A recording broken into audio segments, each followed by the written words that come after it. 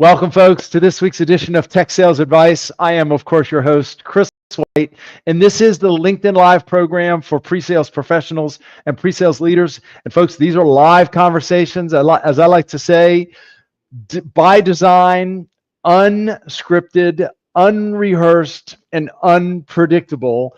And I'm particularly excited to welcome this week's guest. She and I met probably just in the past 4 or 5 months. Realized when we did finally meet, and we haven't met in person, we've only met through Zoom, as so many of us have done these days. But she and I realized very quickly that we couldn't believe that our paths had not crossed sooner. We know many of the same people. We've worked in similar circles for many, many years. Her name is Jennifer Green. She is the head of worldwide sales engineers globals for Checkpoint, and I'm going to invite her to explain what that means. She is dialing in from Austin, Texas, steamy Austin, Texas, as I understand it. And we're going to be talking about how do we sort of go beyond the boundaries of our job description. How do we grow and expand, build our personal brand, have more of an impact on the organizations that we work with? Jennifer, nice to see you. Thank you so much for being here. Welcome. How are you doing today? Thank you. Thank you for having me. I'm super excited. And like you said, excited that our paths have finally met, and just to have known you and be on your exciting LinkedIn Live. It's fun. So, Well, as I like to say, my humble little LinkedIn Live. So I love doing this, and frankly, I love doing it because I get the opportunity to speak to people like yourself. And honestly, I think I've learned probably more than any of my anybody who listens in. So this is somewhat selfish on my part, but yeah, you it's a should write delight. a book or something about it. You know what? Maybe there's another book coming. You never know. So. Well, thank you for being here. And by the way, folks, as always, if you care to say hello to Jennifer, please feel free to say hello. If you have any questions for her or myself, of course, I'm going to invite you to ask. Jennifer, I like to invite most of my guests to sort of introduce themselves a little bit more broadly and talk about how they stumbled their way into or found Yeah, sales engineering. Do you care to do the same and introduce yourself a little bit more broadly? of course, of course. So, like you said, I am the head of the sales engineering team for Checkpoint for the global. So we cover all of our biggest and baddest accounts out there worldwide. So been here a little about 9 months. And how did I stumble into the industry? Man, I was working in a marketing job because I went to school for business management, and that was one of my first jobs, and I was really really bored, so I just went and dialed for dollars and sent resumes out galore. And one of the interviews I went on was like a group interview, which was Mm. really it was a really awkward thing. It was a bunch of candidates, a bunch of panelists, and they were asking us a bunch of questions about Unix and Solaris, and I was like, I have no idea what you're talking about. Like totally foreign. I said, I gotta tell you, I really don't understand any of the words that you're saying. I'm eager to learn what this thing is. So it was in tech support for a backup hardware and software company in Boulder, Colorado. So they Mm. actually still exist today, making tape libraries, if you can believe it. Amazing. Tape libraries, they're still out there. I can't I that does shock me Yeah, actually. yeah, yeah. So, but I mean, things have to be backed up somewhere and then put in vaults. People still have to make, money in the backup world. Oh So yeah. I took a job in tech support, learned all the things in this freezing cold room. It's like they had never hired people that didn't know from the ground up. And so the other tech support engineers just kept coming in and handing me these papers, like do step 1 through step 5. It was handwritten, Unix commands, and I had to teach myself with their help, like coming in and out. It was kind of like like a work release program or something. They were teaching me Unix on the fly. So I learned that. I learned the products, and then about 5 months into it, they shot me out to the Bay Area to be on-site tech support for two of the largest customers, Oracle and Quantum. And then Wow. I met a lot of people. So networking is a huge thing, and it was timing. I mean, timing was pretty sweet at the time. Right place, right time. And so I had worked with the rep that had sent me out there, and he had worked with resellers, right? VARs. And Mm, so I made a relationship with VARs, and then I ended up being a pre and post sales SE for a VAR in the Bay Area, and then just jumped from there into the vendors and ended up with Veritas Symantec as an SE for a long time, and then at VMware as an SE for a long time. And then I did other things like, chief of staffing and running the VMC on AWS strategic yeah. pursuits for VMware, and then hit over to Palo Alto into the exciting cybersecurity market. And now I'm leading up the organization for Checkpoint. So always have had that SE DNA ever since I started doing it. It truly is like the best job out there. And it's not something people tell you about. So, Right. I've done sessions at Grace Hopper and other conferences where it's talking about careers, and they're like, what is this? What is this? There's not coding, it's Mm, not sales. And yeah.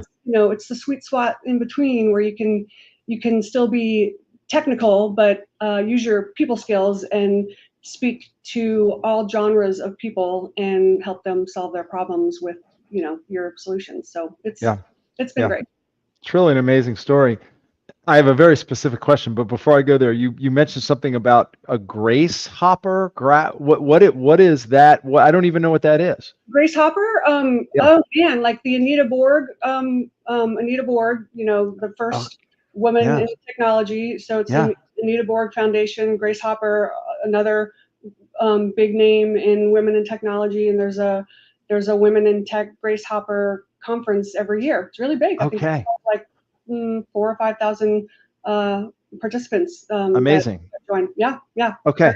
Well, I'm glad I asked because it sounded like that's what you were referring to, but I was not familiar with that. So that's something that I'll have to take a Yeah, closer look at. yeah. What's amazing to me is that you've been with, and you've not just been with, but you have really built a career with organizations that fall into what I would call the high tech sector, right? VMware, Palo Alto, now with Checkpoint, and you didn't necessarily come from a technical background. It sounds like you studied marketing in school, not technology in school. Correct. So I'm curious, do you feel like in any way that was a major obstacle or challenge for you, or do you feel in some regards that was almost a benefit to you, and why? Yeah, I mean, having, and just when we interview people too, we interview for well-rounded, experience and not just laser focused on a security background, right? So I think it probably helped me because I learned other areas of managing a business, which helps me understand customers' problems and their business objectives better. But Hmm. honestly, and don't tell my girls this, but because they have to go to college, at least try it. But unless you're going to be a doctor or a lawyer or something that has a very specific educational track to it, I don't think that having that schooling is very applicable in our industry, to be honest. I mean, all of it is Mm, on the job training, and you're getting your certifications, you're getting all of the technical skills outside of a school. Really, you're getting it from the vendor or from the reseller or from the customer or by installing it or by teaching it or selling it, obviously. So I it's think that amazing. a lot of the valuable things that you learn are as you're going, and like, hey, I got to get my VCP. I better go, learn everything there is to know about, VMware and NSX and virtualization from Yeah. SCP down. But it it's also, it's one of those political maybe conundrums to discuss college or no college. But I do think that my trajectory was definitely given on the job, training. So Yeah. Well, and clearly you had the aptitude to learn the technologies. Did you know you had the aptitude to pick up the technologies? no, dude, I was like, what is Linux? And and I had seen, we'd worked in DOS, and I was interested in how it works. And I think I've always kind of been an engineer at heart because I take shit apart. Oh, sorry, I didn't say that. That's okay. Sorry. Unscripted, unrehearsed, and unpredictable. Unfiltered. That's more that goes. Unfiltered. So and I've always wanted to know how stuff works, right? So and my mom, she built our first computer from parts, Wow. and so I watched that happen. So I think I always kind of had the interest, if you will, but not didn't really think that I would be in computer science, as you say. Yeah. Well, and I get this question from people frequently. In fact, I have people reach out to me, say, Chris, I'm thinking about getting into sales engineering, but I'm not really technical. Do you think I should go study a Right. technology, or should I go back to school? And my answer is always no. Yeah. Don't go back to school. Just no. If you want to break into cybersecurity, for example, and you don't have any cybersecurity experience, well, maybe you might need to, but you don't necessarily need to become a technical expert to break into sales engineering. It doesn't hurt, but it's not mandatory. Did you ever find yourself maybe feeling like an imposter? We talk about the imposter syndrome. Did that ever creep in from time to time because you didn't have that deep technical background? I mean, I think a little bit because, not to play the woman card, but as a girl and being usually the only one in the room, especially back then, not so much now, I think we're doing a lot better, but you had to really go above and beyond to prove that you were the technical one in the room, because they look at the sales rep, they ask the questions, they continue to ask the questions, even though you're the one answering it. So I did feel like I did have to do a lot more to prove the spot in the room, and then we could get to work, right? So I didn't, and I also had to make sure that I had the skills to back it, right? So I think that I never felt like I didn't belong. I just felt like I had to, make sure that I absolutely had done all the work to have the conversations and go toe to toe with some of the most technical people in the room to make sure that they could get value out of what I was bringing to the table. So yeah, I think imposter syndrome, it creeps up no matter who you are, no matter what area you are in your career. There's always, that day that comes up, you're like, oh, what am I doing today? Or, do they know that I don't know how to do that? Of course they do. That's why, you should always be learning something new, and you can't know everything, right? So it still comes up, but I think that just makes me personally work that much harder to make sure that I can prove otherwise. So yeah.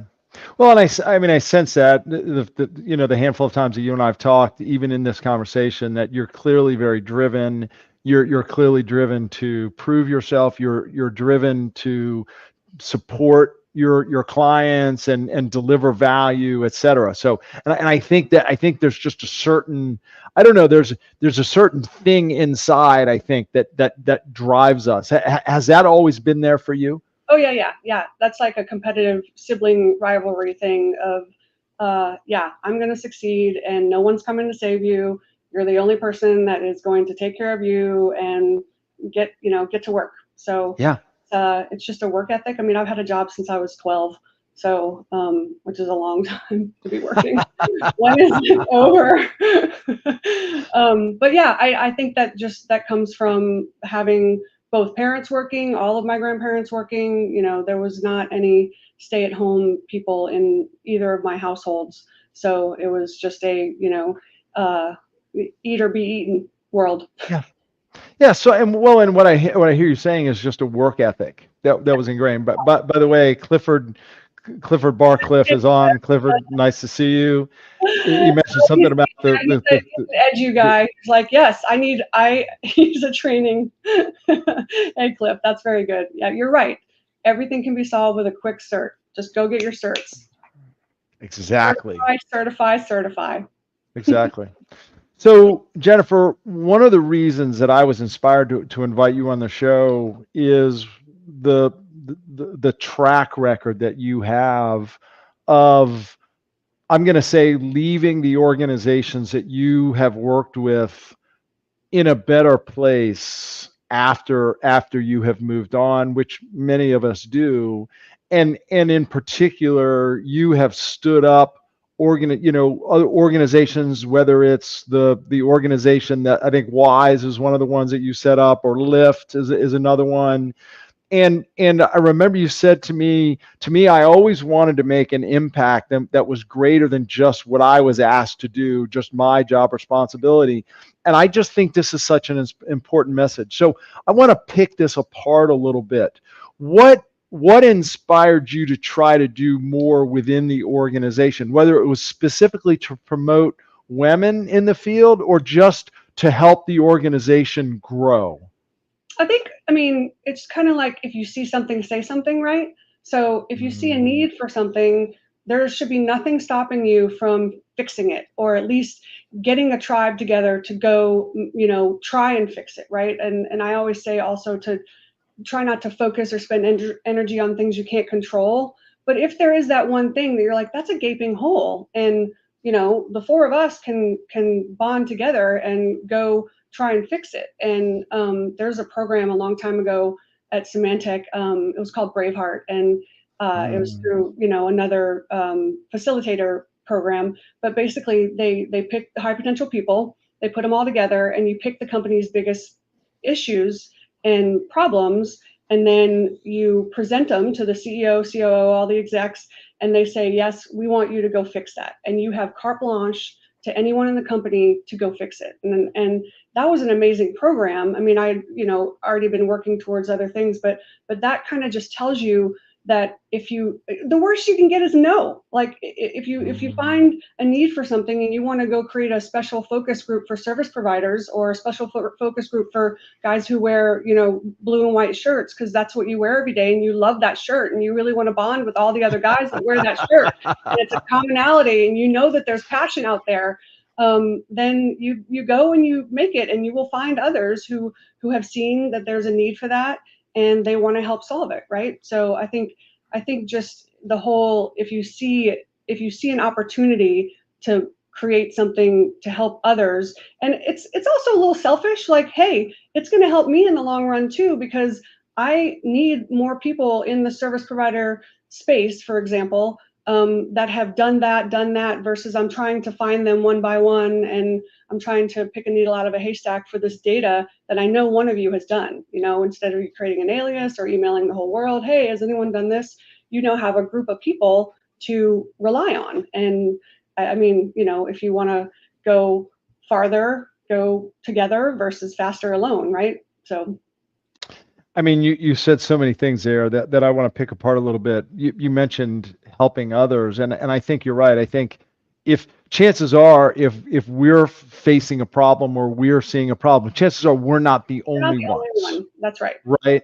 Yeah. And I think more times than not, people are afraid to speak up. Yeah. Because they feel like it's stupid or like a dumb question, or they're the only ones and someone's going to judge them for wanting help with something that seems so obvious. How did you break through that? Because I suspect you probably had that fear at times too, and maybe some uncertainty about putting yourself out there. So how did you break through?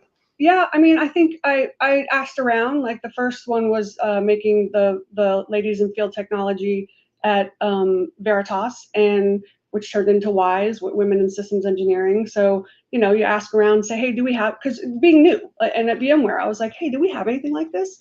And then you kind of do your research, and the more people you talk to, the more they say, no, but that's a really good idea. So you get a little bit of, affirmation from your peers that that's a good idea. I would love to see that. So I think just like anything, you do your homework a little bit on the need for it. And some things are bad ideas where they're like, that's just, why would you do that? If anyone ever said, why would you do that?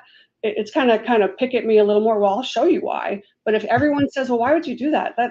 Why do you need another straw? We already have all of these straws out there, and we don't need you to invent another straw. So, which means there wasn't a need for it, and it's a stupid idea. So I think it's just about doing your homework and making sure that there are other people that are like, I would love to have access to something like that. Yeah. Well, and I think to your point, I think people are afraid to take a stand, right? They're afraid that people will ridicule them. I think sometimes, and I know for me, I was afraid that people are going to think that I'm just trying to promote myself or draw attention to myself. And that's why I think it's so important to have an others centered focus, or a service for others focus, right? This is bigger than me. This is for a higher purpose, Yeah. right? Yeah, and all of them I've done, like as a group. Let's the three of us or the four of us, let's like bond together so it's not just me. I don't and with all of those, then you get the committees and you get other people to help, you know, share the work and share in the success, right? So it's not the me show ever. It's because I don't want to do it. I got a full-time job, I got kids, all these other things. The last thing you want to do is take on a whole new pet project without any help. Always ask for help. And, Exactly. also, you can't care that much about what everyone thinks. Sometimes you just have to cross the street when no one else is crossing. I'm not going to wait at the red light forever. It's broken. It's clearly broken. So it's time to go. And, if someone has a problem with it, then ask for forgiveness and versus permission, right? It's such an important point, particularly if we're not damaging or harming others. Right. If we're not harming person and property, Sure. Right. Like, then go try it. but to me, and I love that this is where this conversation has gone. To me, yes, it does mean being a little bit of a risk taker. It does mean being a little bit of a chance taker. It means maybe stepping, coloring outside the lines a little bit at times if necessary. But if it's for the right reason, then Yes. people will usually fall behind. By the way, Clifford asked a question. Clifford, I see your question. We're going to get there in a minute. I just want to pick this apart with Jennifer just another minute or two, but we will get to your question. The other thing that you said that really struck a chord with me, and I just want to double click on this, is people have asked me, Chris, what do you attribute some of your success in your career to? And one of my answers is, and I made a number of job changes before I finally landed on what I'm doing now and wrote the book and all that. I made a number of job changes. I always wanted to find the biggest problem and solve it. Or I always wanted to go to the one, even when I was a consultant, I wanted to take on that one project that nobody else wanted to take on because it just felt too hard. It felt too difficult. Like that's what I wanted to take on. Yeah. Right. And so to me, and I've told, you mentioned your girls, I've got adult kids as well. And I tell my kids all the time, all jobs are just problems. If they didn't if there wasn't a problem, they wouldn't be paying somebody money to come in and do a job, right? Yeah, right. All jobs are problems. So if you are drawn towards the biggest challenges and the biggest problems, and you can solve them, you're going to progress in your career, right? And help others along the way, or also have them, they're engaged and helping, and they're making an impact, right? So you're helping others help themselves by bringing those things to the forefront, right? So well said. So I do want to double click on one more thing. You mentioned Lyft, lemon. Lemons and ladies in field tech. Is that the right term? That's okay, right. ladies in field technology, and you also mentioned WISE, which is women in sales engineering. Yep. So let's talk about this just for a moment. What do you believe these organizations have meant to the companies that you've started them in, and more importantly, what have these organizations meant to the women that have gotten involved in these organizations? Yeah. I mean, again, like I said, it was a need. And the first one, I was looking around, and there's very few of us, and it's just like any pod. A lot of companies have pods that are, Latino or LGBTQ, or whatever the passion or the special interest or focus is. There's a need of like-minded people, right? So there was a need. I was like, how many SEs do we have? Okay, well, I'm counting like 40. Let's make a group, because we face the same but different challenges. Like you might have your blue shirt guys, and then you have your red shirt guys, and you guys have different. You're doing the same job, but you got different needs and different focus and different problems. Yeah. So it was just about empowering women. And sorry, this is my daughter, and she's allowed to make it through the no call list because she's on the, important people. She has the bat number, as I like to say. You want to get on the WebEx? And you know what it is? It's, can I have money for this? Hey, can you approve my Amazon Prime Day order? I know that. Anyway, so yeah, and you get the people together, and you need to come up with a mission. What are we trying to accomplish? You need to get executive sponsorship, otherwise you're not going to get anywhere, because you'll need funding at some point to buy your pizza, and you need to come out with a desired outcome, right? So what are we trying to accomplish? We're trying to band together so we can network, help each other in our careers, mentor, empower, and maybe grow. Like, obviously there's 40 of us. We'd like it to grow to 80 or 100 or however many. So messaging is really important in those. And of the 3 that I started, one didn't work out. It didn't work out because there was already a women group that was kind of starting off. So they were like, nah, you can't do this too, and you have to be under this. And so it kind of fizzled. Right. So it's got to also be the right time, and having the sponsorship. But I think the commonality of benefit was a group of like-minded females in the same roles, facing the same challenges. You're out at customers, you're trying to sell something. How do you do this? And especially when you have different generations of ladies, some earlier in career, some that have done it, and the mentorship comes into play naturally, and is huge for growing the group. And I think, especially in the last one, it's grown to be a pretty substantial part of their recruitment of women, and the ladies in the group are like, I love that we have this here, and it makes me feel that I have a sense of belonging and somewhere that has people like me. So not that just being a woman you're that different, but a female SE is usually maybe 10%, 20 if you're lucky, of the population. So yeah. Well, and what I hear you saying too is the truth is that as a woman in a technical field and in a technical selling role, you likely face challenges that are unique or different than men do in a variety of ways. And this gives you an opportunity to discuss that amongst yourselves and share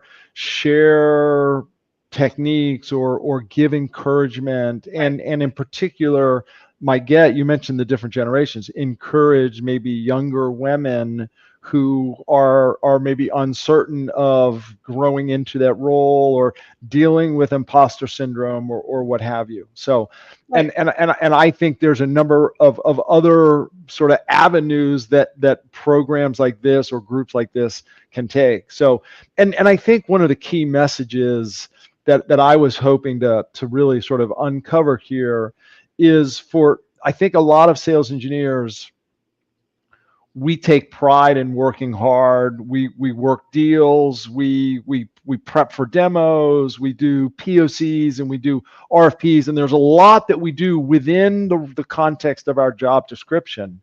But I think in order for us to really grow in our own careers, I think we do need to look beyond just our responsibility. How can I actually help the organization grow? And this is a perfect example of how we can do that. Yeah, and you have because it's such a dynamic role, you have so many opportunities to do just different things, because when you are the, what I call the CTO of your account, and you are that breed, you have access to a lot of different people, especially if you cover, a big, large account like IBM or Deloitte or whoever. Even if you cover small ones, everyone in the company wants to get deals done, and they will help you do it. So you'd be surprised at all the doors you can just knock on, and they will talk to you, because it's in the best interest of the company. So the opportunity that you have to make those connections with anyone at the company, to learn yourself, as well as have that connection, that networking, but then also you will always learn something from their perspective that you're like, oh, I hadn't thought of that. That's a great idea. we need a specific deals desk for SEs, or we need an inside SE organization that we had over here, but maybe in a different way. So I think just the nature of the role gives you a lot of access that a lot of people don't really take advantage of, to be honest. And to that end, I think we have an insight that's very rare within organizations Yeah, because we are technical, we're close to the product, we understand the product, but we're close to prospects, we're close to customers, we understand what it takes to get deals done. We are involved in marketing, we're involved in customer success, right? We do have a unique insight. And I think particularly for those people who are maybe a little bit earlier in their career, I think it's hard for them to believe that they have such an opportunity to make an impact within the organization. But the truth is, and I remember thinking of this myself when I was first in this profession.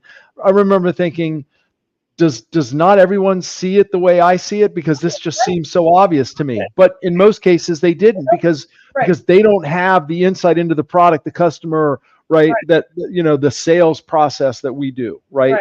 And I think that's really the message is we need to be proactive. We need to take the initiative, and in doing so, not only are we helping our career, but we're really helping the organization. And that's really, I think, the bottom line here. Yeah, and I think, if tech companies are not taking advantage of the SE's mind share and the things that they know to better their products, they're missing out. We had a interlock between R&D and the field, and it was quarterly. It was one way, one direction. Like, this is what we found out in the field. Here are the holes in the product. Here are the asks. The next quarter, they came back to us on the progress between the asks. And then we have access to the customers. Here's what the customers are asking for. They can't possibly touch all the customers that we touch. So the opportunity to gain that information from the field is immense. And if you're a tech company not taking advantage of that, you're missing out on the golden goose. Could not agree more. Jennifer, let me push pause on the conversation just for a moment. Folks, if you've just joined, I'm speaking to Jennifer Green. She is the head of worldwide sales engineers for Globals, which means her team is responsible for the large global organizations such as, I'll just throw out a few, IBM and Verizon and AT&T, and I don't know if they're all your customers, but those are the types of customers that she and her team are responsible for. If you do have any comments or questions, of course, I invite you to ask or share. I am going to go back to a question that Clifford asked. So Clifford, I appreciate you being patient. He said, can you comment on hurdles when you switched domains? So to sort of put the conversation or the question into context, you made a few dramatic shifts in your career in terms of sort of the technical domain that you were selling and who you were selling to, et cetera. Great question from Clifford. Yeah. Any thoughts come to mind for you? It goes back to training, right? So the switch from VMware to Palo was hard. I mean, it was very, very hard to get the vernacular. I mean, we all learned the 7 layers of networking way back when, but to switch to a cyber focus, it was definitely a ramp for me. But at the end of the day, depending on the role, like if I had to go be an SE, even longer, right? Like actually install, configure, be the chops that knows every in and out of all the products. It definitely would have taken longer to have my hands on the product. As a leader, there's this much you need to know and this much that you need to do, right? So it does depend on the role that you're in as to how much technical hands-on or depth that you need. So I guess I was lucky that I didn't need to have as much as I had in prior roles, but still. It was rough. It still is. I mean, I learn every day. I go back to my new hire training every day to learn some of the things. I'm like, I heard this today and I don't know what it means. So but I think even with anything, especially how fast technology grows and changes, the ever changing, it changes by the second, you're still always learning something new. So even if you're still, selling that backup or something like that, you're still having to learn everything around you. And that's what I would say is like always be learning something, especially outside your domain. I have my guys go get certified on cloud, and they're like, well, we don't. I'm like, yes, we do. Like everyone does. So AI, get certified on AI, get certified on things that we don't sell, so that you can be more relevant and drive more business and have those conversations with people outside of your pod, right? So, I mean, that's something you should be doing anyway.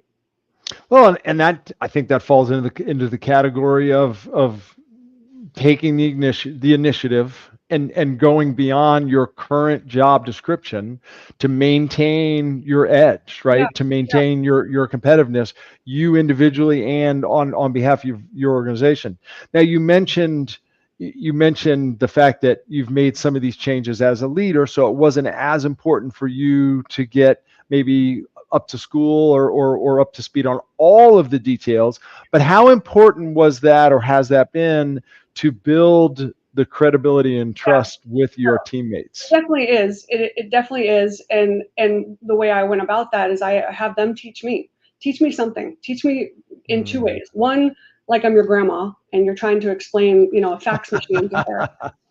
And two, I want you to explain something to me in the way that you're going to explain it to a customer, so I can learn, how you present, how, we're translating things to customers, but then I'm also learning something. So, I learned from Zero Trust about a pizza delivery guy. You're going to let him in your house? No. You're going to let him to the doorstep? Yeah, he can't walk in, go to the bathroom, go to all the rooms. Learning from my team is how I've, kind of made my way around them knowing how much I'm able to translate and retain. Yeah, yeah. And what do you do to encourage them to go beyond sort of the normal call of duty for themselves? Do you have them involved in either working with marketing or being more proactive with their sales counterparts? Like, what else do you do to encourage them? Yeah, it's all dependent on the person. Everyone's a different kid, right? My three girls are very different, but it's it's they need to want it. I look for curiosity in the people, and if you don't have the curiosity, there's only so much prodding you can do to get someone to be curious to do other things. But I always talk about leveling up. All right, what level are you at, and how are you going to get to the next level? What does that mean to you? Here's what it means to me. It means that you are seen as a trusted advisor and you have a badge at your account. You don't have a badge? All right, let's work towards getting you a badge. What does that mean? You need certifications. You don't have any certifications? All right, let's start with this one and that one. Do you already know everything there is to know? All right, well, let's get you in the office of the CTO so that you are bridging the gap between the field and the R&D and start a program like that. Like, what kind of needs and problems do you see that we don't have? Then there's nothing stopping you from going to solve those. So it's just like Mm. we've been talking about. I encourage them, and we talk about things like, all right, we can't control that, can't control that, can't control that. Ooh, that's a good one. What do you think you could do about that? Why don't you get a task force together and start to kind of pick that apart? And I'm going to give you, the leeway to do that with your rep. Let them know that you're working on a special project and you're trying to solve for the greater good. So I do encourage the, hey, find something, get some buddies together and go work on it. So, Yeah, yeah. and for yourself and for others, right? And I absolutely love this idea of control the controllables. I mean, too many times I think we get wrapped around the axle on things that we actually don't have any control over. Right, And look, there are some frustrations, but if it, there are certain limitations in the product, for example, right. and we can bring that to the product team, but we You have can to only do figure so it out. much there, Right. You have to figure right? out your way around it. You're like, this doesn't do this, but this is how we can get to the end of the road. We have to go around that pothole. We have to go up the mountain, through the trees, but we can get to the end of the road. We just have to go this way. And it's a pick your battles conversation, Yeah, right? 100%. And some people, it's really hard. They like to bang their head against the wall but the data's wrong, but the data's wrong. I'm like, I know, I can see that the data's wrong.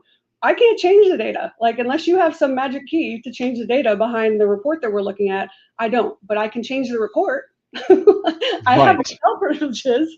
So, right.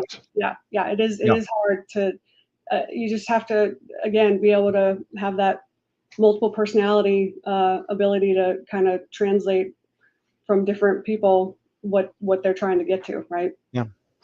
You use the word curiosity. How much of that and characteristics like this do you look for when you're hiring, when you're interviewing, and how important is that compared to come full circle? We were talking about the technical skills. How important is that compared to some of the technical skills? Yeah, I can teach technical all day long. So you need to have, a DNA that you can communicate with people, and you need to, kind of be likable.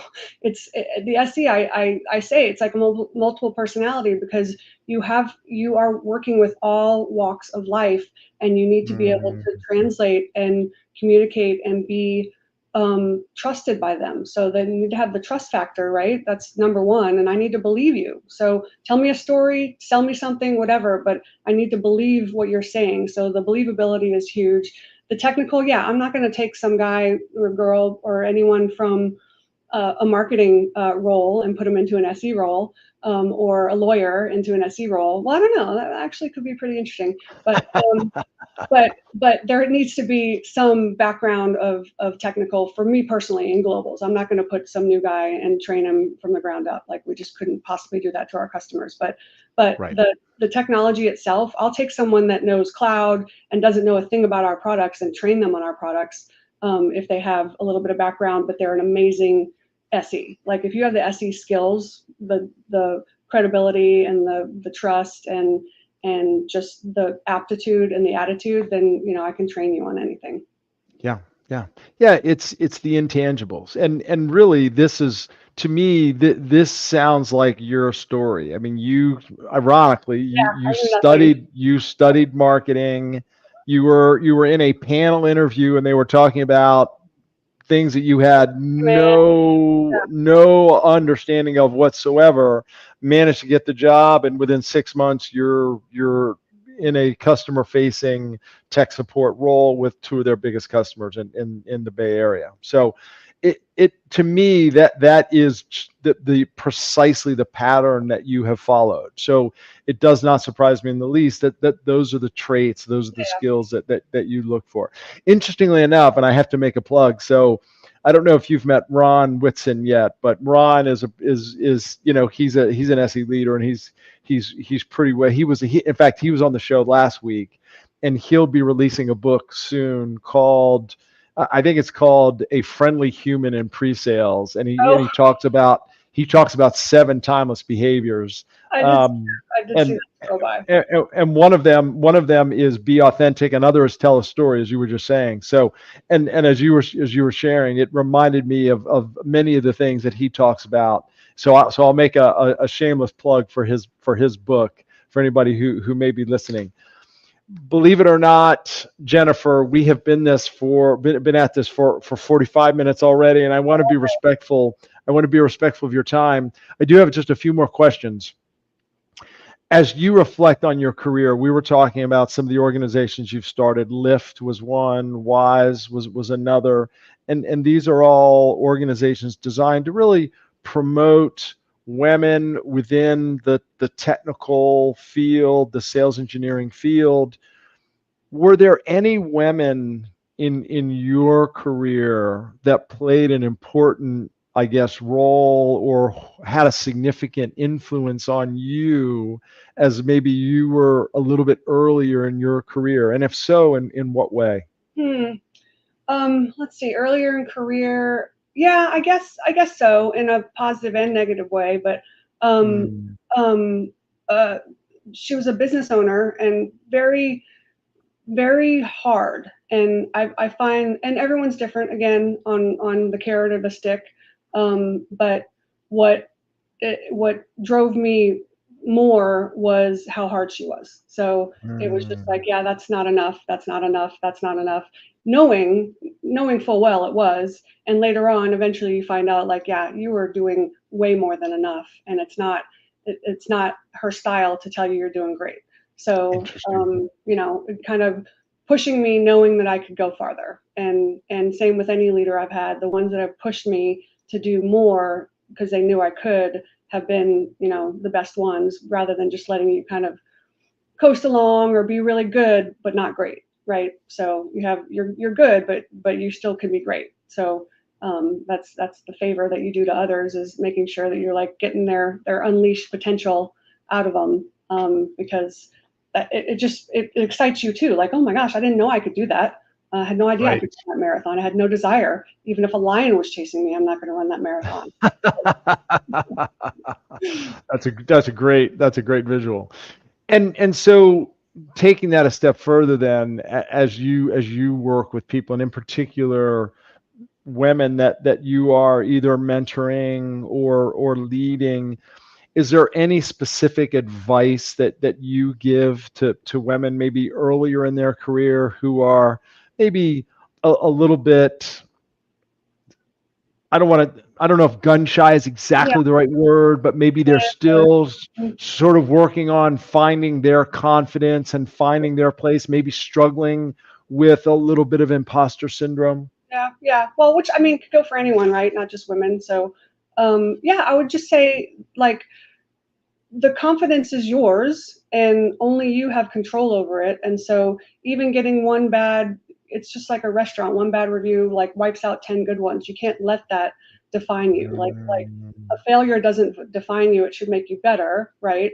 Mm. And I mean, I think one of your questions, and I might get to it just before you ask, is like the best advice you receive, right? So is to stay you. So you are here for a reason. You didn't get the job because you blindly sent in a resume and no one ever met you or talked to you. You didn't just get this job. So you're here for a reason, whether it's like keep Jen, but just learn how to do the volume up and down pertaining to your audience and your desired outcome. So I would say, it's kind of like the be true to thyself thing. You're in there, and you need to make sure that everyone understands, why you're here. As you were saying those words, I was literally thinking to myself, what you're saying is you got to be true to yourself. Yeah, yeah. I mean, you shouldn't. I mean, you can change. You obviously we have to be chameleons in all of our environments, but the core stays the same. Yeah. And love the analogy you just gave, the turn the volume up at times, turn the volume down at times, Yeah, right? That I think that it's a fabulous analogy, but you are being unfair to yourself. And frankly, you're being unfair to your employer and your colleagues if you can't be your true self if you don't feel as though you can be your true self in the context of your role, in the context of your job. Yeah. I mean, it's time to yeah, do a new job. yeah, Yeah. yeah. Totally. It's not a fit. No, you're not As doing you yourself any favors by being unhappy. Exactly. Exactly. Jennifer, we're going to wrap this up here in just a minute or two. As I like to say, the landing gear is out, the runway is in Right? sight. We're going to Clap land this plane. Exactly, exactly. that you don't like But hearing landing. we've talked about so many things that I'm inspired. And you've had a very impressive career. You started out as a graduate with a marketing degree. You stumbled into a tech job. You got into pre-sales, and clearly you have succeeded and progressed in your career. As you reflect on your career, do you think there's any one thing in particular, beyond anything that we've already talked about, is there one thing in particular that you feel like has really made the difference for you, or really been sort of the core of what's made you successful? Yeah, I think, like I said, being yourself, and we talk about superpowers and what's your superpower, and I ask people what's your superpower, what's your why are you here, type thing, and mine is I mean, I call it my Papa Ferd because he was a Cajun and he never met a stranger, and it just kind of it's one of these traits that has been passed down, that I've never met a stranger, and I have just innate ability. I'll be sitting on the plane, and next thing I know, the woman next to me is telling me, like crying, telling me all this personal stuff. I'm like, oh, okay, like, and it's just something. Again, it's not a skill that can be taught or I can explain. It's just part of the DNA, and I think it's just a personality thing that again, someone said, don't get rid of that. Like some people might, and I'm not everyone's cup of tea or cup of whiskey, or however you want to put it, whiskey in a tea glass. But it's the dial up, dial down, but keeping my personality in the forefront. Yeah, yeah. Well, I think that's an incredibly effective way to end. And I can see that in you. I sense that in you. I mean, from the moment you and I first spoke, you, as I like to say, you get what you see, right? Like Right. what you see is what you get, right? And I think there is so much power in being yourself, being your authentic self, and caring about others and caring about the organization and looking to solve problems for others and solve problems for the organization and help the organization improve and grow. So you are a walking testimony to that, and the success of your career only echoes that in loud fashion. So Jennifer, it has been a pleasure to have you on the show. It's certainly been a pleasure to get to know you, and I'm certain we'll have the opportunity to speak and work together moving forward. Thank you so much for being here. Folks, for those of you who hung around, I appreciate you sticking around. If you caught the recording, I invite you to follow hashtag Tech Sales Advice if you're not already doing so. Jennifer, fair to say that you're open to anybody who cares to reach out on LinkedIn? Get on. Absolutely. Fabulous. Hang around backstage just for a moment as we part ways. Otherwise, to everyone else, folks, thanks for being here. I will be back next week. I think I've got a special guest. I believe I have Yuji Higashi next week, who was one of the founders of the PSC and is now running a career building platform and program for sales engineers. So tune in next week, folks. Jennifer, thanks so much for being here. Cheers, all. Bye.